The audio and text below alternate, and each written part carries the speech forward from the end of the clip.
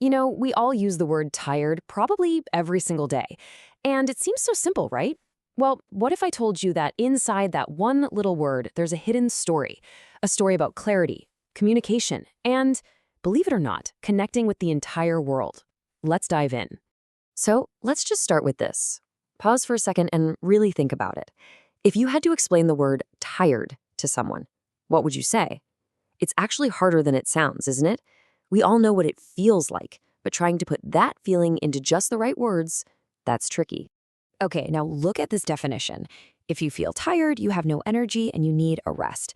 I mean, how perfect is that? It's so clean, so direct. There's no fancy jargon, no complicated vocabulary.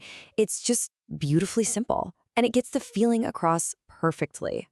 But see, a great explanation doesn't just stop at what a word means. It shows you how it works from every single angle.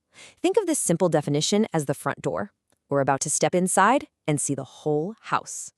So let's do that. Let's step through that door. We're going to take a closer look at the word tired, kind of like taking apart a machine to see how all the little gears and pieces fit together in the English language. So here's what's really fascinating. The word tired basically has a double life. On the one hand, as you can see on the left, it's an adjective. It's a word that describes a state of being, that feeling of needing a nap. You are tired. But then, on the other hand, it's also a verb. It's the past tense of the action to tire, the very thing that causes the feeling in the first place. And here's a perfect example of that adjective in action. This sentence is so relatable, you can almost feel the exhaustion, can't you? The word tired here isn't the action itself. It's the result. It's that feeling you have after that long, long walk. And this table just lays it all out so clearly. Look at that top row for the adjective. You can be tired, or you can be more tired than your friend, or you might be the most tired person in the entire room. Then the second row shows you the verb side of things, like the act of tiring someone out. It's like a complete grammatical blueprint for just one word. Okay, let's take a step back for a second. Have you picked up on the pattern here? The definition, the example, this whole breakdown, every single piece of it has been incredibly clear, incredibly straightforward. And there's a really good reason for that. This isn't just from any old dictionary. And that right there, that brings us to the big reveal. We're about to see why this approach is so incredibly powerful and where all this beautifully simple information is actually coming from. And here it is. Our source for all of this is the Simple English Wiktionary. Now, you've probably heard of Wiktionary, but this is a special version. It has a very specific and I think very important mission to explain everything using basic English. This is the whole philosophy right here.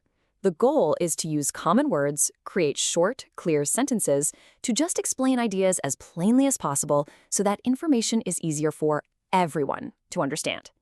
Remember that first definition, no energy and need a rest? That is Simple English doing what it does best. Okay, so this all sounds nice, but what does it actually mean in the real world? What is the actual impact of taking this simple is better approach to language? Well, let's take a look. 51. Just look at that number for a second. 51. What on earth could that possibly have to do with the word tired? And that's the answer. Because the entry for tired is written so simply and so clearly, it can be easily and accurately translated. This one simple definition has been adapted into 51 different languages.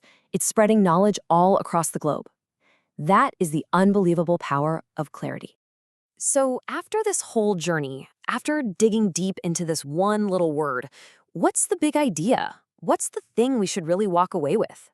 This right here is the heart of it all. Making something simple isn't about making it less intelligent or dumbing it down. It's actually the opposite. It's an act of deep understanding. It's about building a bridge from a complicated idea to a curious mind, and making sure that anyone, from anywhere, can cross it and understand.